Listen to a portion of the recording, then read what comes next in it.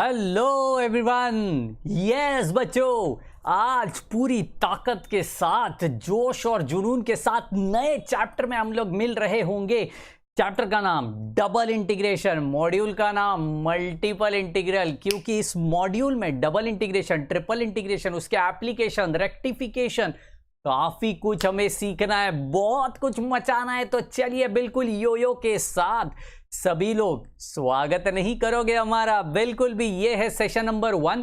आज हम लोग बिल्कुल डबल इंटीग्रेशन का इंट्रोडक्शन कर रहे होंगे। काफी कॉलेजेस में, काफी क्लासेस में, काफी प्राइवेट ट्यूशन में इसकी बैंड बजा देते, क्योंकि यार कॉन्सेप्ट ही क्लियर नहीं होता कि डबल इंटीग्रेशन एग्जैक्टली है क्या। क्यों क्लियर नहीं होता? क्योंकि ऑलरेडी 11th 12th में बैंड बजी रहती है, इंटीग्रेशन ही क्लियर नहीं होता बच्चे लोग को। राइट जी। तो चलिए आज की जो शुरुआत करेंगे, ऑब्वियसली आपके लाइक के साथ फटाफट से लाइक ठोक दो, क्योंकि ऐसा खतरनाक सेशन सिर्फ बाबा ही लेके आते हैं। तो चलिए फटाफट से लाइक कर दो, एंड अगर करते हो अपने फ्रेंड का केयर तो कर दीजिए फटाफट से शेयर, फटाफट से शेयर कर दो। एंड सब्सक्राइब करना बिल्कुल भूलने का नहीं, खुद भी नहीं और अपने फ्रेंड को भी भूलने नहीं देने का। और हमारा व्हाट्सएप ग्रुप और टेलीग्राम चैनल जरूर ज्वाइन कीजिए, क्योंकि अगर इंटीग्रेशन, डेरिवेटिव, ट्रिग्नोमेट्रिक फंक्शन और क्वेश्चन बैंक अगर आपको चाहिए तो जरूर उसको ज्वाइन करना पड़ेगा। ये वहां पे मिल रहा है एब्सोल्युटली फ्री ऑफ कॉस्ट में। तो चलिए शुरुआत करेंगे। सबसे पहले इंटीग्रेशन मतलब क्या है, डेरिवेटिव मतलब क्या है, इस बारे में थोड़ा मैं आपको बताना चाहता हूं। थोड़ा सा बात मैं आपको बताना चाहता हूं। सपोज आपके घर पे है ना, बर्थडे है किसी का। हाँ जी, हाँ बर्थडे है। इस बर्थडे में आपने 10 लोगों को बुला लिया। अभी कोरोना काल है, आपने मजाक में 10 लोगों को बुला लिया। एक्सपेक्टेड 5 ही लोग हैं ना, बोलोगे नहीं ज्यादा नहीं आएंगे, कोरोना का समय है। हाँ जी, लेकिन सब के सब भुक्कड़ निकले। हाँ जी, सब के सब भुक्कड़ निकले, सब के सब आ गए। 10 के 10 बंदे लोग आ गए, 2 लोग को एक्स्ट्रा लेके आ गए। Oh my god Baba ji, band बजी पड़ी इस समय। तो अभी क्या होगा? अभी आपके घर पे जो केक मंगाया है बर्थडे का, उसके आपको 10 नहीं 12 पीसेस करना पड़ेगा, क्योंकि 2 लोग भी आए ना, उनको थोड़ी भूखा भेजोगे यार। राइट जी। तो जनाब ये बात एकदम सिंपल है, यहाँ पे आपको ऐसे पीसेस करना पड़ेगा केक का। हा बिल्कुल पीसेस करना पड़ा। मतलब क्या है? केक एक फंक्शन है, केक एक क्या है? फंक्शन है। एंड केक का एक छोटा सा पार्ट को हम लोग कहेंगे derivative of that function. That is nothing but छोटा पार्ट। समझ पड़ रहा है? राइट जी। तो देखिए ये एक पार्ट हो गया, ओहो ये दूसरा पार्ट हो गया। ये पिज्जा नहीं है, ये केक का पार्ट है, पेस्ट्री है जनाब। हाँ जी बिल्कुल, हाँ ये ऐसे पार्ट बन गए। अभी क्या होना है, ये तो डेरिवेटिव है, ये क्लियर है ना। ये एक dx है, राइट जी, ये दूसरा dx है, ओहो ये तीसरा dx है। ऐसे n नंबर ऑफ dx आप जितना चाहते हो उतना बना सकते हो। 1000 लोग को बुला लो, केक इतना सा लेके आओ, सबको छोटा छोटा पीस दे दो। हाँ जी, लोग गाली डालेंगे। हाँ ऐसे काम मत करना, उतने ही लोगों को बुलाना जितना बड़ा केक आपने मंगाया है। राइट जी। तो चलिए ये क्या बन गया? डेरिवेटिव बन गया। अब थोड़ा उल्टा प्रोसेस देखते। केक सब में बांट दिया। अभी आपने क्या, नहीं केक खाओ मत, जहर है। ओ सब लोग ने ला के वापस दे दिया, ये ले भाई तेरा केक तू ही खा ले।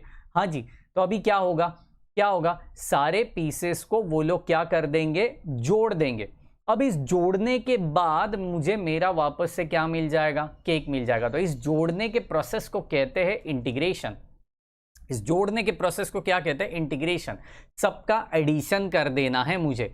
राइट जी। इसलिए इंटीग्रेशन के अंदर हम लोग क्या लिखते हैं? इंटीग्रेशन ऑफ डीएक्स लिखते हैं। मतलब सारे जो छोटे जो डीएक्स है, इनका क्या करना है? एडिशन करना है।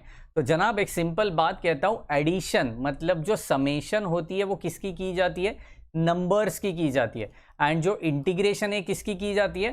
फंक्शंस की जाती है। ये बिल्कुल क्लियर है। समेशन किसका किया जाता है? नंबर्स का किया जाता है। इंटीग्रेशन किसका किया जाता है? फंक्शंस का किया जाता है। Are you getting my point? अभी आप कहोगे सर ये तो ठीक है, ये सिंगल इंटीग्रेशन है जो हम लोग ने 11th 12th स्टैंडर्ड में पढ़ा, आज क्यों बता रहे हो? जरूरी है बताना, बहुत जरूरी है, क्योंकि एक चीज यहां पे मैं कहना चाहता हूं, सिंगल इंटीग्रेशन जो है वो किसके लिए यूज होता है? To calculate the length.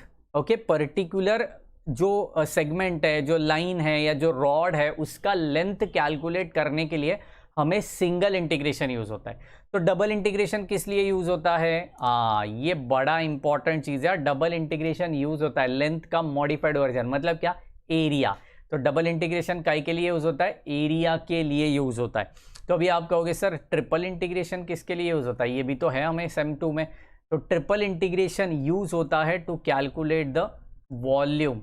तो ये एप्लीकेशन समझना बेहद जरूरी है, तब जाके इससे प्यार होगा।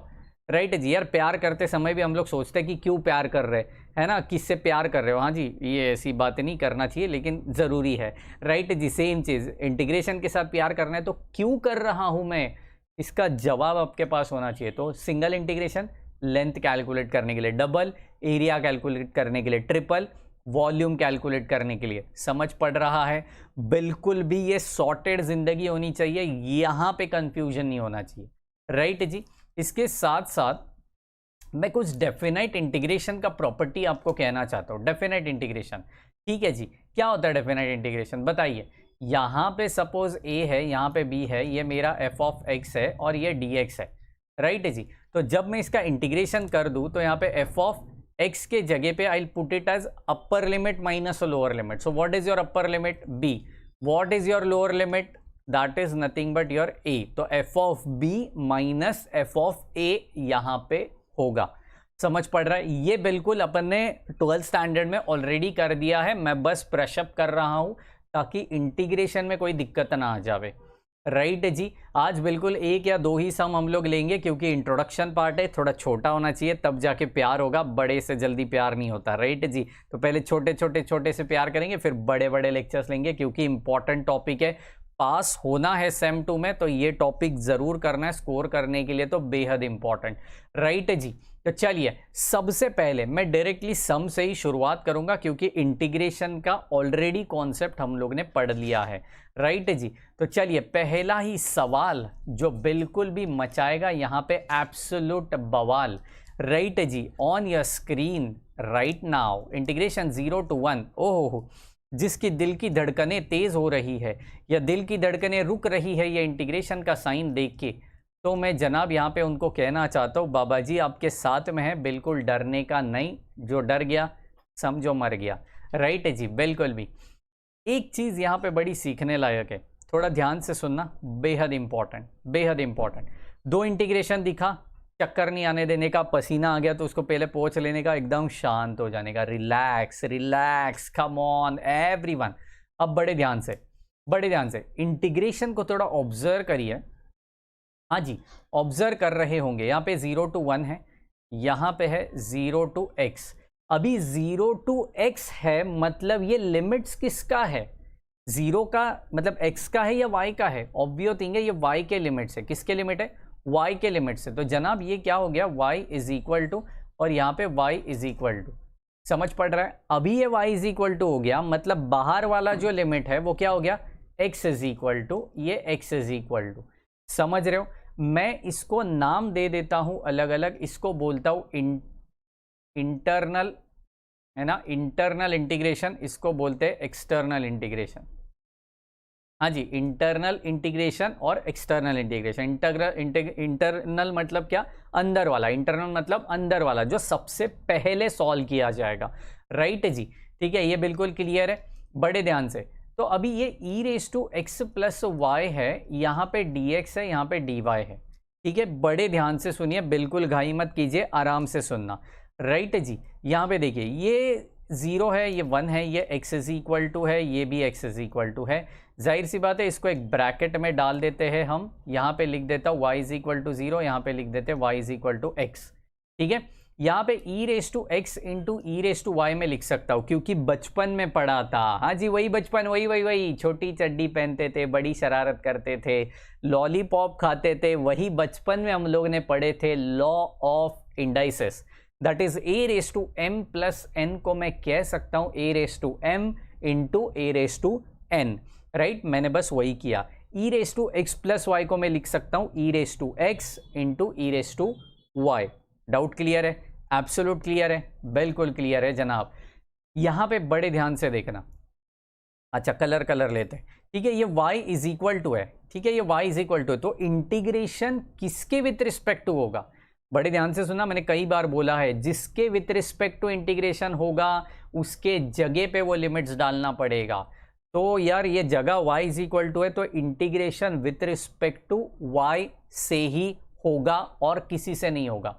समझ रहे हो? ये बात एब्सोल्यूट क्लियर होनी चाहिए और सबको होनी चाहिए यार, राइट जी। तो यार मैं ये क्यों बोल रहा हूँ, क्योंकि यहाँ पे मैं y लिखूंगा और ब्रैकेट के बाहर में dx लिखूंगा। क्यों? क्योंकि ये बाहर वाला जो इंटीग्रेशन है ना उसका वो dx रह चुका है, राइट जी। Any confusion? एब्सोल्यूट कोई कंफ्यूजन नहीं है। विथ रिस्पेक्ट टू y होना है तो जो ब्रैकेट के अंदर e रेज टू x है that will be treated as constant. वो क्या ट्रीटेड किया जाएगा? कांस्टेंट ट्रीट किया जाएगा। ओके तो चलिए इसको देख रहे होंगे हम लोग एक ही दफ़ा। यहाँ पे हम लोग लिखेंगे x is equal to 0, x is equal to 1, ठीक है। e रेज टू x को बाहर निकाल दिया, ब्रैकेट के अंदर integration y is equal to 0, y is equal to x, यहाँ पे e रेज टू y, यहाँ पे dy, यहाँ पे एब्सोल्यूट dx। बात एकदम से सॉर्टेड है, कोई दिक्कत नहीं है यहाँ पे, राइट जी, बिल्कुल बिल्कुल।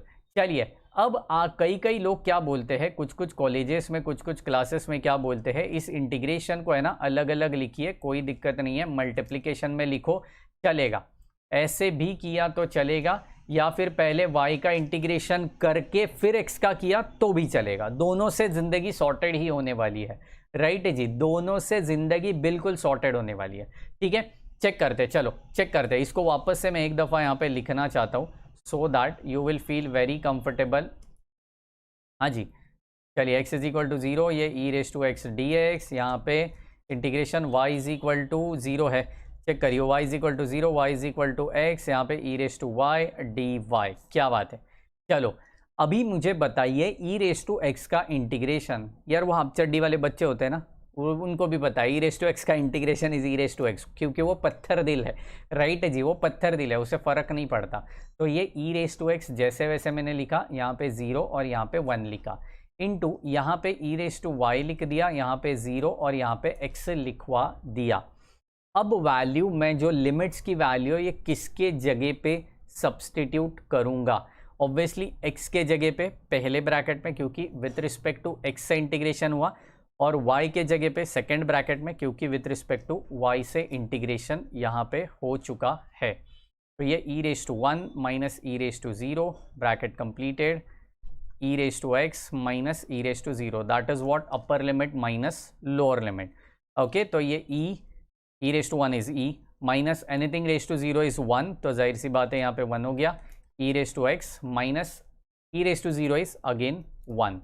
Okay any doubt, any confusion, please let me know. Okay फटाफट से एवरीवन राइट, बिल्कुल क्लियर है, राइट। इस तरीके से भी इसको सॉल्व कर सकते हैं, ठीक है। तो चलिए इसको मल्टीप्लाई कर देते हैं, e into e raise to x minus e raise to x plus 1, ठीक है। फाइनल आंसर निकाल देंगे और बात को ख़त्म करेंगे। E raise to x plus 1 minus e raise to x minus e plus 1, बात खत्म। This is what your final answer यार, this is what your final answer. Any doubt, any confusion? बिल्कुल भी नहीं है। चलिए यार, तो आज के लिए इंट्रोडक्शन पार्ट में इतना ही सवाल, कल के सेशन में मिलेंगे तो और भी कई सारे खतरनाक सवाल सॉल्व करेंगे। वीडियो को फटाफट से लाइक कर दो, एंड आप अगर अपने फ्रेंड का करते हो केयर तो कर दीजिए फटाफट से शेयर भी कर दीजिए, एंड सब्सक्राइब करना बिल्कुल भूलिएगा नहीं। मिलेंगे कल के सेशन में, तब तक के लिए bye bye and take care, thank you so much.